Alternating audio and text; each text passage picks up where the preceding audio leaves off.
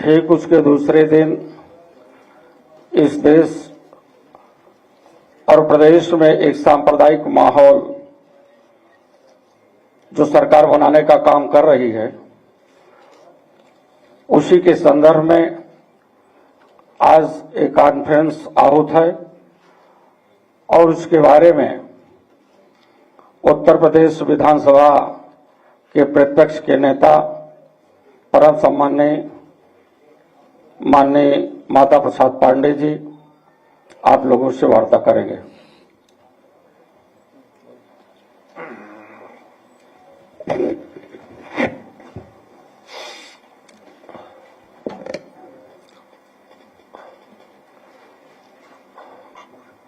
पत्रकार बंधुओं, संभल में जो घटना हुई है उसकी जानकारी सही ढंग से मिल सके, इसलिए राष्ट्रीय अध्यक्ष ने, हमारे राष्ट्रीय अध्यक्ष जी ने एक प्रतिनिधिमंडल का गठन किया था और मेरे नेतृत्व में नहीं आ रही है। अच्छा, वो वहां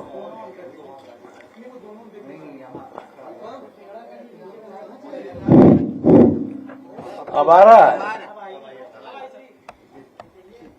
तो शुरू से फिर करेंगे जितना बोल चुके हैं। अच्छा, पत्रकार बंधुओं, संभल की जो गंभीर घटना हुई है उसके संदर्भ में सही जानकारी प्राप्त हो सके और उसकी सारी तथ्यों के बारे में हम पूरे प्रदेश को जाकर के बता सकें, इसलिए हमारे राष्ट्रीय अध्यक्ष जी ने एक प्रतिनिधिमंडल का गठन किया था मेरे नेतृत्व में।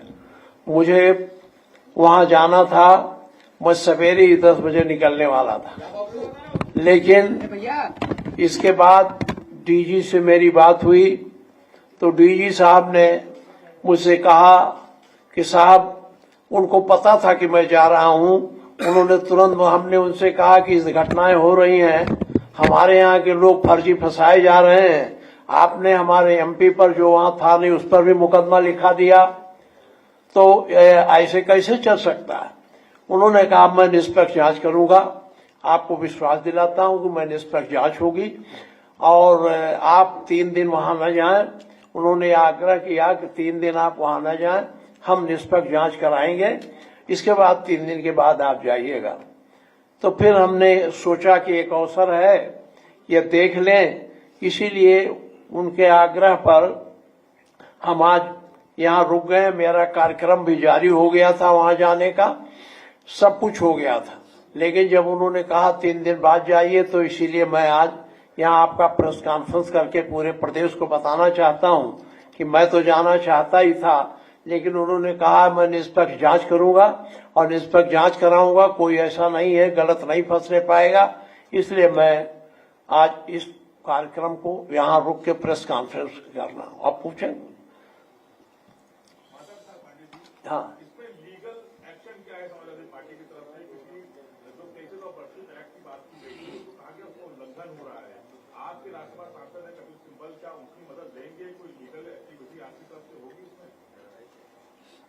जरा जोर से बोल दीजिए, थोड़ा उम्र के नाते कम हो गया है। एक्ट को लेकर हाँ, पार्टी के कई नेता सवाल खड़े कर रहे हैं कि ऐसी घटनाएं क्यों हो रही हैं, मस्जिदों को क्यों टारगेट किया जा रहा है, और आपके राज्यसभा सांसद हैं कपिल सिब्बल, हाँ, उनकी मदद लेंगे क्या, कुछ लीगल एक्टिविटी करेंगे इसमें आप?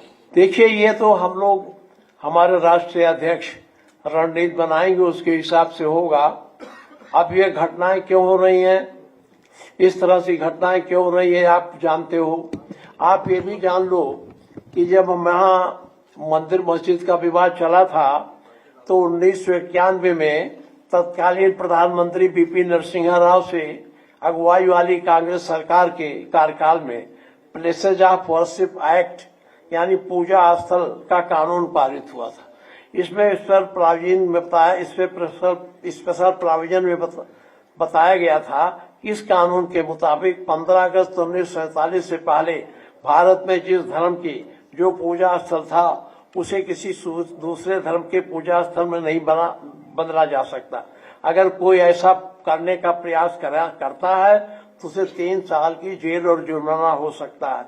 इस कानून में यह भी प्रावधान का कि दूसरे धर्म के कब्जे के सबूत मिलने पर भी कोई कार्रवाई नहीं की जा सकती। हालांकि अयोध्या में राम मंदिर के मामले को इस दायरे से बाहर रखा गया।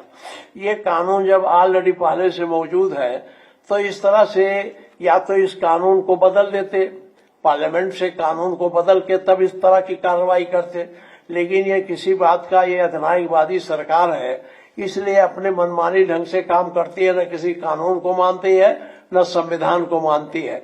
अपने फायदे को के दृष्टिगत ये सारी कार्रवाई करते हैं, जिसका परिणाम ये संभल का बवाल है।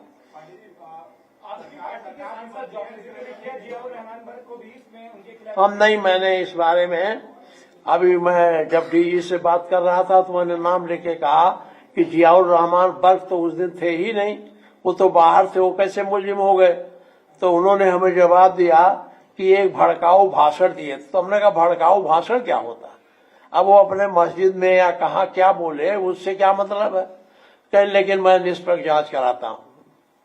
कई लोग मारे गए हैं, 5 लोगों की मौत की बात सामने आ रही है और कह रहे हैं कि कुछ समाजवादी पार्टी के नेताओं के उससे जो है वो गोली चली है, कुछ लोग।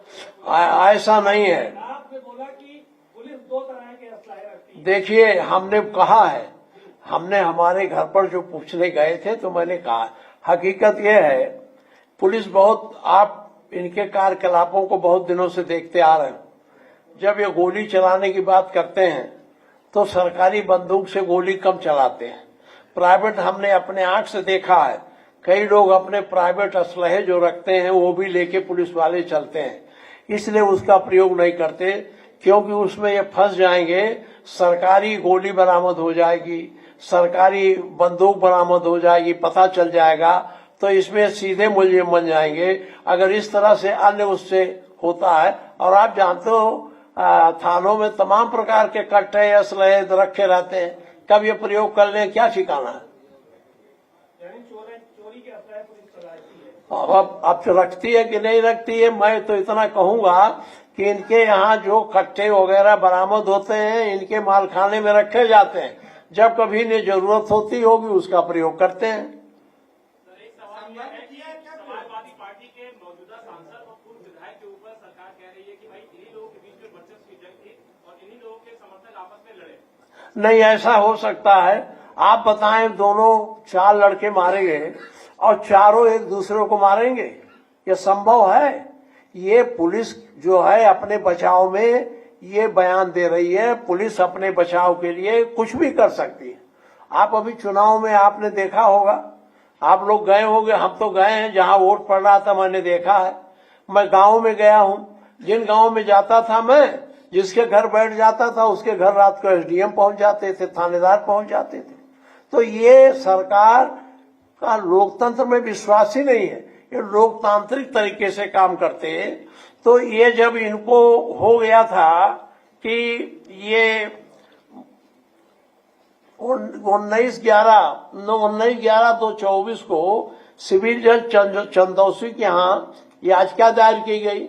कोर्ट ने दूसरे पक्ष को सुने बिना ही सर्वे करने का आदेश दे दिया और पूरा मुस्लिम समुदाय और मस्जिद के लोग उन्हें कोऑपरेट किए, सहयोग दिए और सर्वेक्षण हो गया।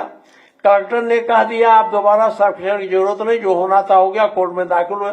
फिर एक कैसे दूसरे 22 नवंबर 24 को फिर कैसे ये करने लगे। अच्छा, उसको करना था तो ये करते, लोगों को बुलाते, समझाते, सीधे 5 बजे पहुंच गए, तो भ्रम की स्थिति तो इन्होंने पैदा की ना। अच्छा, ये सरकार चाहती है इस तरह से उत्तर भारत में सांप्रदायिक तनाव रहे और उसका लाभ ये उठावे। लेकिन सर, सरकार ये कह रही है कि ये मंदिर मस्जिद की लड़ाई नहीं है, तुर्क वर्सेस पठान की लड़ाई है। जो लोग मारे गए हैं उसमें से एक समुदाय के हैं। देखिए, ऐसा नहीं है, अगर मारना था तो उसमें मस्जिद के बचाव में या मस्जिद में जो देखने गए थे वही मारते। अगर ये लड़ाई थी तो पहले नहीं मारते। ये पुलिस अपने बचाव के लिए कर रहे हैं, क्योंकि पुलिस बुरी तरह फंसी हुई है और इनकी गोली से इनके मारे हुए लोग हैं वो 4 लोग। अब इसकी जब निष्पक्ष जांच होगी तब इसका पता चलेगा। देखिए, हमें अब एक डीजी ने मुझसे कहा कि मैं निष्पक्ष जांच कराऊंगा, तो एक बड़े पद पर बैठे हैं, 3 दिन का मौका दिया है, तो 3 दिन में देख लेते हैं, नहीं करा हम लोग अपनी रणनीति बनाएंगे हमें क्या करना है। माता पिता जी, सरकार के एक मंत्री है, वो कहते हैं कि अगर अराजक तत्व एक तमाचा मारेंगे तो हम 5 तमाचे मारेंगे। अरे देखिए, अब हम इस पर बहुत ज्यादा बात नहीं करना चाहते, लेकिन इतना मैं जरूर कहना चाहता हूं, जो सरकार है वो सांप्रदायिक भावना से भरी है। उसके मन में एक वर्ग विशेष के खिलाफ गुस्सा भरा है, क्रोध भरा है, तो कभी न कभी उनके मुंह से बात निकल ही जाती है, इससे पता चलता है। सर, बहराइच की घटना हुई, उसमें भी निष्पक्ष जांच की बात कही जा रही है कि आपको लगता है कि वहां भी निष्पक्ष जांच हो पाएगी? देखिए, ये कहते तो है निष्पक्ष जांच, लेकिन करते अपने मन से है, जो करना रहता है। अब निष्पक्ष जांच तभी होगी जब इसकी न्यायिक जांच हो। न्यायिक जांच के माध्यम से निष्पक्ष जांच संभव होती है। आप न्यायिक जांच की मांग करते हैं इस पूरे मामले में? अब देखिए, हमारे राष्ट्रीय अध्यक्ष जी से बात होगी, हम लोग प्रतिनिधिमंडल से जाएंगे, इसका सही रिपोर्ट उनके पास रखेंगे, जैसा वो समझेंगे वैसा। लोकसभा में कई एमपी ने कहा है कि इस मुद्दे को वो चर्चा करना चाहते हैं लोकसभा में, क्या विधानसभा में आप इसे मुद्दा बनाएंगे, आप चर्चा करेंगे और बल पाएंगे? जरा जोर से कहिए। लोकसभा में कई एमपी ने कहा है इस पर चर्चा करना चाहते हैं, वो वैसे ही बोले हैं कि इस पर चर्चा करना। नहीं, हम विधानसभा में इस पर बोलो, हम यही नहीं, हम इस पर भी चर्चा करेंगे, बहराइच पर भी चर्चा करेंगे, गंभीर चर्चा करेंगे, और सरकार को हम बेनकाब कर देंगे असेंबली में, जिस तरह से काम कर रहे हैं, जिस तरह से घटनाएं हो रही। आखिर ये बताओ, ये सारी घटनाएं उत्तरी भारत में क्यों हो रही? क्यों उत्तर प्रदेश में हो रही और प्रदेश में नहीं हो रही? बिहार में कहीं आप सुन रहे हैं? दक्षिण भारत में कहीं इस तरह से? दक्षिण भारत में तो बहुत बड़े बड़े मंदिर हैं, कभी इस तरह की बातें होती? सारा का सारा उत्तर भारत में होता है, और उत्तर भारत में जो उत्तर प्रदेश की सरकार है उसकी मानसिकता ही ऐसी है कि वो सांप्रदायिकता को बढ़ावा देके पूरे भारत को अधिनायकवादी व्यवस्था में बदल दे। धन्यवाद।